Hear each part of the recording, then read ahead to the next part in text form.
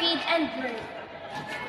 Heaven loans our beloveds and its works, co-workers with God love, our bountiful benefactor 17. Why God employee men has his almoners 20.